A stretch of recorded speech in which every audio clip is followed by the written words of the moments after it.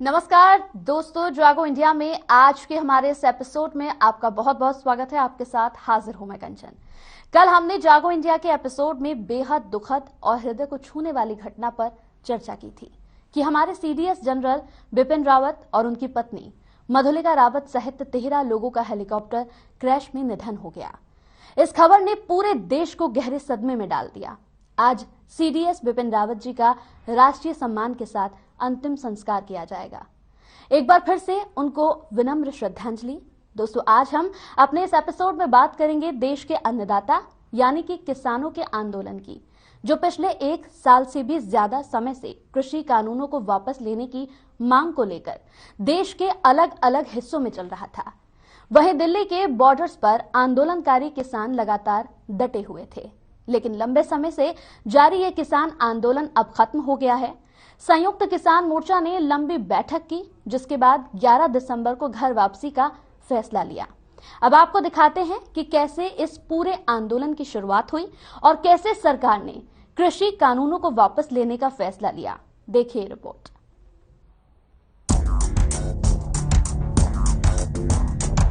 एक तरफ देश के अन्नदाता कहे जाने वाले किसान कृषि कानून बिल को वापस लेने की मांग को लेकर अपने आंदोलन को तेज कर रहे थे, तो वहीं दूसरी ओर केंद्र सरकार अपने फैसले पर पूरी तरह अड़ी हुई थी। किसान आंदोलन की शुरुआत किसानों के दिल्ली पहुंचने से पहले ही शुरू हो गई थी, जब सरकार जून के पहले सप्ताह में कोरोना काल के बीच 3 कृषि अध्यादेश लेकर आई। इसका विरोध विपक्षी दलों के साथ साथ किसान संगठनों ने भी शुरू कर दिया था। पंजाब में इसके विरोध में रेल रोको आंदोलन से लेकर कई तरह के विरोध प्रदर्शन किए गए। किसानों ने सरकार के पुतले फूंके। अगस्त में किसानों ने जेल भरो आंदोलन किया और सैकड़ों किसानों ने गिरफ्तारियां दी। देखते देखते किसान आंदोलन इतना उग्र हो चुका था कि पंजाब में किसानों ने पहले तो 24 से 26 सितंबर 2020 तक रेल रोकी। उसके बाद 1 अक्टूबर से कृषि कानूनों के विरोध में पंजाब के किसान संगठनों ने राशन और तंबू लेकर रेलवे ट्रैक हाईवे पर डेरा डाल दिया। 24 नवंबर को पंजाब के संगठनों ने दिल्ली कूच की तैयारी की। इसके साथ ही उत्तर प्रदेश, मध्य प्रदेश, राजस्थान से भी दिल्ली कूच किया गया। 25 नवंबर को किसानों को दिल्ली कूच से रोका गया। यहाँ बैरिकेडिंग की गई, बड़े बड़े अवरोध लगाए गए, लेकिन यहाँ किसानों ने सभी को लांघते हुए दिल्ली की ओर कूच जारी रखा। लेकिन संयुक्त किसान मोर्चा के बैनर तले 26 नवंबर 2020 से आंदोलन जारी रहा। 26 नवंबर 2020 को किसान दिल्ली की सीमाओं पर जा डटे। वहीं 26 जनवरी 2021 को किसानों ने अपनी एकता का परिचय देने और देश को आंदोलन से जोड़ने के लिए दिल्ली में ट्रैक्टर रैली और झांकियां निकालने का निर्णय लिया था। लेकिन आगे जाकर हुआ इससे उल्टा। कुछ किसानों ने सबसे पहले सिंघू बॉर्डर से अपना तय रूट बदल दिया और हजारों की संख्या में Singhu border, Tikri border, Ghazipur border और शाहजहांपुर बॉर्डर से ट्रैक्टरों का काफिला दिल्ली की ओर चल पड़ा। उस बीच पुलिस के साथ हिंसक झड़प हुई, लेकिन उसी बीच दोपहर के समय कुछ कथित किसानों ने लाल किले की प्राचीर पर एक विशेष धार्मिक झंडा फहराया। उग्र आंदोलनकारियों पर दिल्ली में इस दिन पथराव, लाठीचार्ज और आंसू गैस के गोलों का प्रयोग भी किया गया। तो वहीं राकेश टिकैत ने इस घटना के बाद प्रशासन और सरकार पर जमकर निशाना साधा कि सरकार ने ये सब आंदोलन को बदनाम करने के लिए किया है। लगातार चल रहे लाठीचार्ज, विद्रोह और 26 जनवरी को लाल किला हिंसा के बाद आंदोलनकारियों के हौसले टूटते दिखाई दिए, जिससे एक मार्मिक हालात को देखते हुए 28 जनवरी की रात को राकेश टिकैत भावुक हो गए और टिकैत ने आंदोलन स्थल न छोड़कर जाने की बात कही। टिकैत ने कहा कि जब तक गांव से पानी नहीं आएगा, पानी नहीं पीऊंगा, और इस बात पर अड़े रहे। इसके बाद हरियाणा और उत्तर प्रदेश में पंचायतें शुरू हो गई और रातों रात लोग बॉर्डर पर पहुंच गए और फिर इस आंदोलन का टर्निंग पॉइंट आया। इसके बाद टिकैत आंदोलन के प्रमुख चेहरे बन गए। इस बीच जिस मुद्दे पर किसान आंदोलन कर रहे थे, उस पर सरकार ने यूटर्न लेते हुए 19 नवंबर 2021 को गुरु पूर्णिमा के मौके पर तीनों कृषि कानून वापस लेने का ऐलान किया। दिल्ली बॉर्डर पर आंदोलन को आज 377 दिन हो आए हैं। इसमें 700 से ज्यादा किसानों ने अपनी जान गंवाई। किसानों के पक्ष में किसान कानून वापसी बिल को संसद के दोनों सदनों में पारित करवा लिया गया, लेकिन राष्ट्रपति की मोहर की सिर्फ औपचारिकता रह गई है। 1 साल से जारी किसान आंदोलन अब खत्म हो गया है। संयुक्त किसान मोर्चा ने इसका ऐलान किया है। इससे पहले मोर्चा ने लंबी बैठक की जिसके बाद 11 दिसंबर से घर वापसी पर फैसला लिया गया।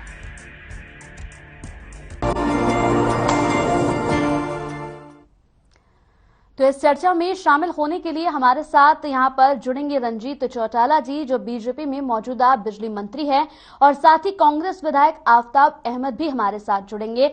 चर्चा करेंगे इसी खबर पर। लेकिन सिंधु बॉर्डर की बात अगर यहां पर कर ले तो सिंधु बॉर्डर पर संयुक्त किसान मोर्चा ने बैठक की, जिसमें संयुक्त किसान मोर्चा ने बड़ा फैसला लेते हुए ऐलान किया है कि 11 दिसंबर से किसान घर वापसी करेंगे। वहीं बैठक के बाद किसानों ने प्रेस कॉन्फ्रेंस भी की, जहां राकेश टिकैत ने कहा कि 11 दिसंबर से किसान बॉर्डर खाली करेंगे।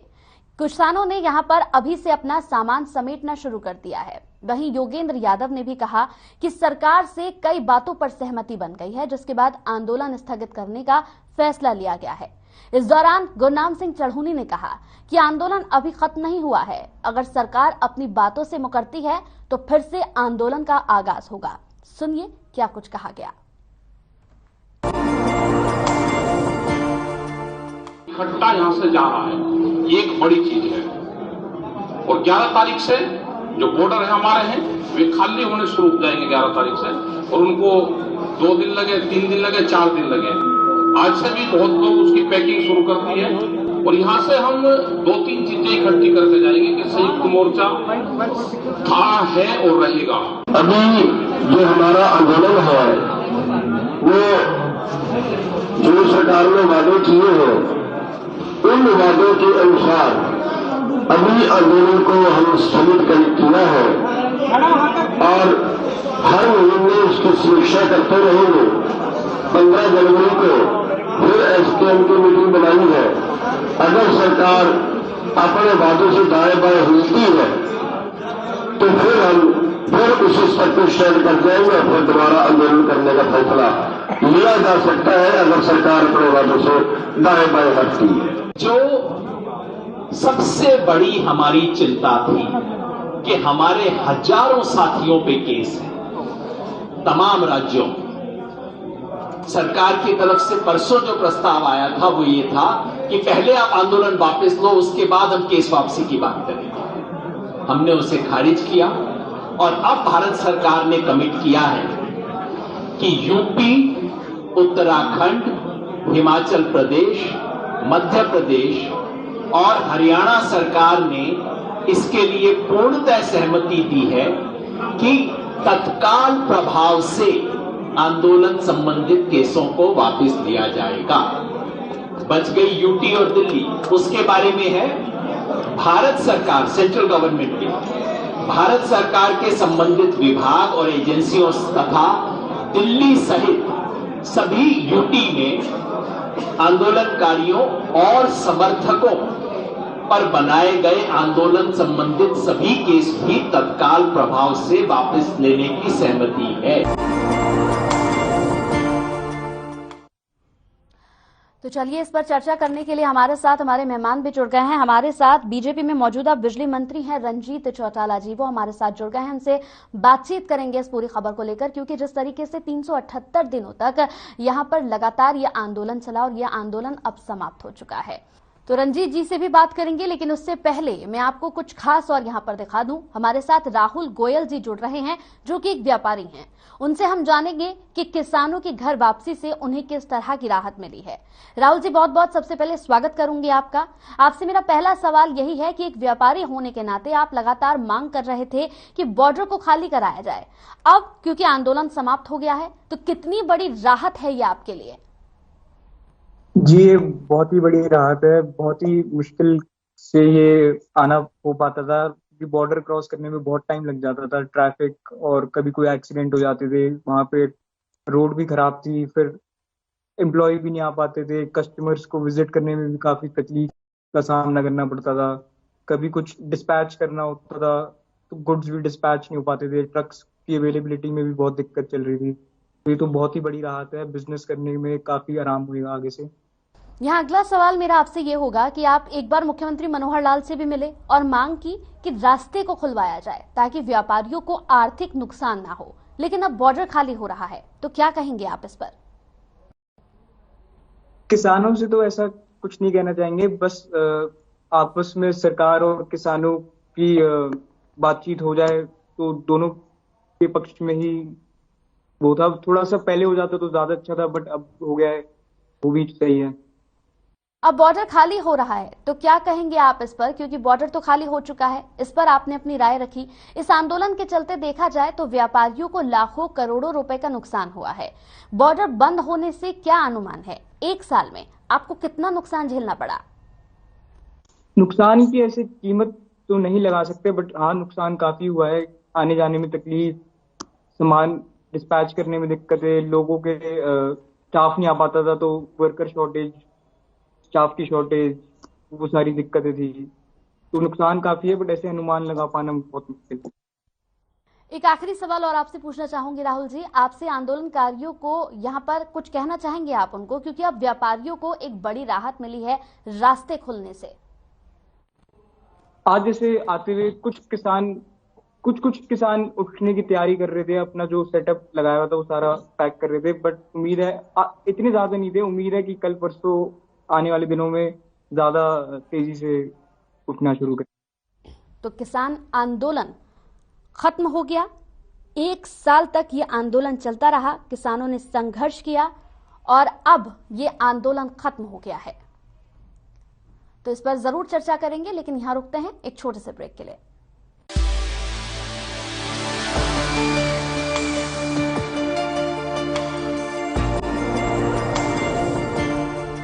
निरमा शुद्ध नमक कहीं से खरीद के रिफाइन किया गया नमक नहीं, ये पानी से पैक तक का सफर तय करता है निरमा के अपने 30,000 एकड़ के प्लांट में आधुनिक वैक्यूम इवेपोरेशन मेथड से, इसलिए इसमें अशुद्धि पंजाब है जसप्रीत का ठिकाना, मुंबई है आदर्श का आशियाना, केरल का गोविंदन निवासी, कोलकाता में जन्मे है काशी। हर हिंदुस्तानी की शान ARB बियरिंग्स जोड़े सारा Hindustan.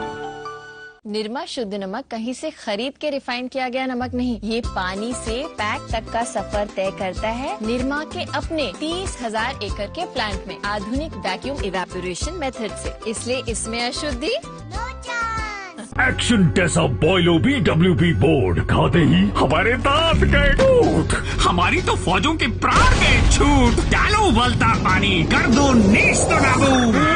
Termite proof, border proof, fire retardant, extra tough and for the first time in the world, boiling waterproof.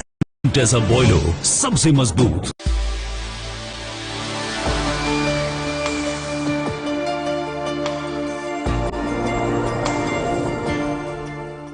तो ब्रेक के बाद बहुत बहुत स्वागत है आपका। अब यहाँ पर हमारे साथ अगले मेहमान जुड़ गए हैं, उनसे बातचीत कर लेते हैं। हमारे साथ कांग्रेस विधायक आफ्ताब अहमद इस पूरी खबर पर ज्यादा चर्चा करने के लिए जुड़ गए हैं। आफ्ताब जी, बहुत बहुत स्वागत है आपका हमारे खास कार्यक्रम में। शुक्रिया। आफ्ताब जी, सबसे पहले मेरा प्रश्न आपसे यह है, 1 साल तक ये आंदोलन चला और 1 साल बाद ये आंदोलन खत्म हो गया। सबसे पहले आपको शुभकामनाएं देना चाहूंगी, क्योंकि आप लोगों का ये मुद्दा था, विपक्ष भी लगातार यहाँ पर किसानों के साथ था। मैं सबसे पहले कहूंगा कि हिंदुस्तान के इतिहास में इतना बड़ा आंदोलन, इतना व्यापक आंदोलन और इतने लंबे समय तक चलना अपने आप में एक इतिहास बना है।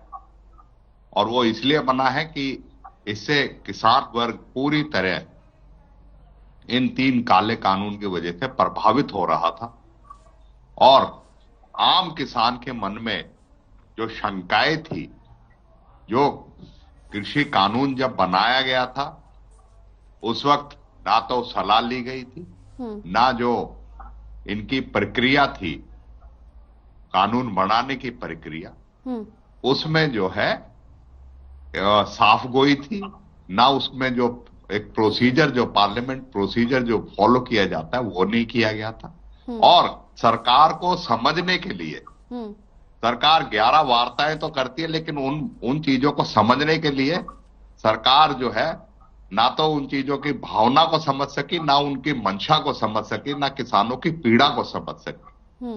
700 के करीब किसानों ने गर्मी, सर्दी, बरसात, इतनी कठिनाइयों में अपने घरों को छोड़ के दिल्ली के बॉर्डरों पे जो अपने किसान साथियों के साथ संघर्ष किया और उस संघर्ष में सभी धर्म जाति के लोग जो शामिल रहे, तरह तरह के पार्टी और सरकार ने कोशिशें करी, कभी आंदोलन को बदनाम करने की, कभी आंदोलन को किसी धर्म या जाति के साथ जोड़ने की, लेकिन किसान डटे रहे, षड्यंत्र करते रहे। लेकिन हम ये कहेंगे सरकार की हठधर्मिता और एक जो हमारा प्रजातांत्रिक देश है उसमें अपने किसान अन्नदाता की ना सुन के इन्होंने 1 साल 14 दिन तक ये आंदोलन चलता रहा।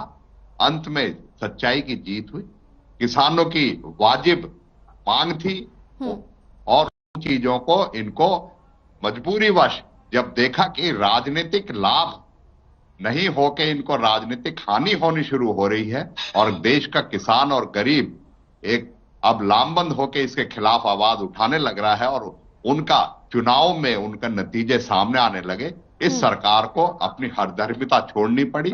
सच्चाई की जीत हुई, किसानों के संघर्ष की जीत हुई, किसानों के 700 जो शहीद हुए किसान उनके शहादत की जीत हुई। हम तो ये कहेंगे कि अभी भी जो समझौता हुआ है सरकार उसको पूरे तरीके से उसको लागू करे, एमएसपी का सुनिश्चित करे, जो शहीद किसान हुए हैं उनको मुआवजा दे जिस तरीके से उन्होंने तय किया है। जो मुकदमे दर्ज हैं, हजारों की संख्या में उत्पीड़ित करने के लिए मुकदमे दर्ज किसानों के खिलाफ हुए हैं, उन्हें वापस ले।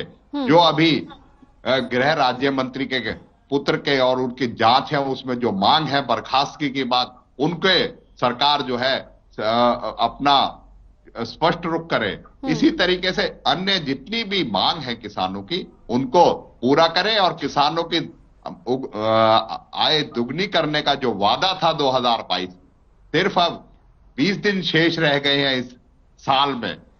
ये किस तरीके से दुगनी करेंगे, लेकिन किसानों की आय को आधी करने का जो इनका वो था, वो किसानों ने उस षड्यंत्र को इनको जो है विफल किया है। हम किसानों को, किसान के संयुक्त किसान मोर्चा संगठन को और उनके सभी हेलो जी आपकी आवाज मिल रही है। सभी संगठनों को जिन्होंने समर्थन दिया, लाखों करोड़ों किसानों ने, और जब सब लोगों को बधाई देते हैं कि आखिर संघर्ष की जीत हुई, सच्चाई की जीत हुई और किसानों ने अपना जो संघर्ष था उसे कामयाब किया। और हम यही आशा करेंगे कि नए साल में सरकार खुले मन से, खुली उससे लोगों के से जो वादे किए हैं, किसानों से खास तौर पे जो वादे किए हैं, संयुक्त किसान मोर्चे से जो वादे किए हैं, उनको जो है पूर्ण तरीके से लागू करे, जिससे कि विश्वास जो आज कायम हुआ है वो विश्वास आपस में बना रहे। चलिए, बहुत बहुत शुक्रिया आफ्ताब जी हमारे साथ जुड़ने के लिए, आपने बातचीत की, इसका भी बेहद शुक्रिया आपका। तो यहाँ पर जागो इंडिया में आज का हमारा खास कार्यक्रम में जो आज हमारी विशेष हमारा टॉपिक रहा वो यही रहा कि किसान आंदोलन खत्म हो गया है। किसान आंदोलन यहाँ पर इस आश्वासन के साथ खत्म हुआ कि सरकार अपने तमाम वादों को पूरा करेगी। तो हमारे साथ यहाँ पर बीजेपी में मौजूदा बिजली मंत्री हैं रंजीत चौटाला, वो जुड़ गए हैं। चौटाला जी, बहुत बहुत स्वागत है आपका। बहुत धन्यवाद।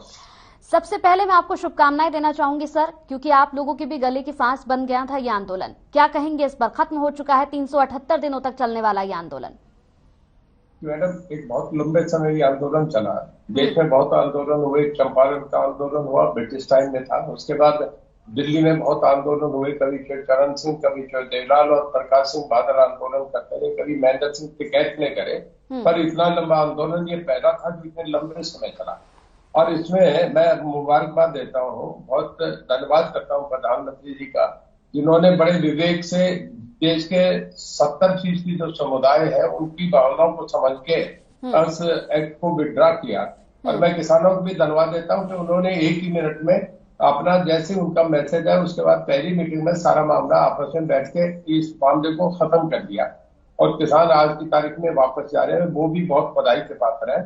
मैं थोड़ा सा इसमें कहना चाहूंगा कि एक ऐसा सब्जेक्ट है जिसे कभी ठीक लोगों ने देखा नहीं। 47 में जब देश आजाद हुआ था, मैं 1947 की बात कर रहा हूँ, तो हमारे देश का जो जीडीपी है उसमें 43% अकेले खेती से आया करता था और बाकी 57 जो था वो दूसरे इंडस्ट्री से तो 3% आता था। आज के दिन सारा मामला उलट हो रहा है। आप देखें, जापान से लेके अमेरिका तक 2% से लेके 7% लोग खेती करते हैं। पर खेती हमारे एक हिंदुस्तान और पाकिस्तान दो ऐसे देश हैं जहाँ से 70% लोग खेती पे आज मुनसब करते हैं। खेती लाभप्रद विषय है ही नहीं। अगर 1 एकड़ पे 7 और 8 आदमी खेती करते हैं, उस पर डिपेंडेंट है एक फैमिली पे 1 एकड़ जमीन है, तो लाभप्रद तो हो ही नहीं सकता। हमें इसको नए तरीके से देखना पड़ेगा। हमें इसे हॉर्टिकल्चर पे, फ्लोरिकल्चर पे या आपको एग्रो बेस्ड इंडस्ट्रीज लेनी पड़ेगी, जैसे आप फिशरीज का कर रहे हैं, आप उसका पोल्ट्री फार्म का कर रहे हैं।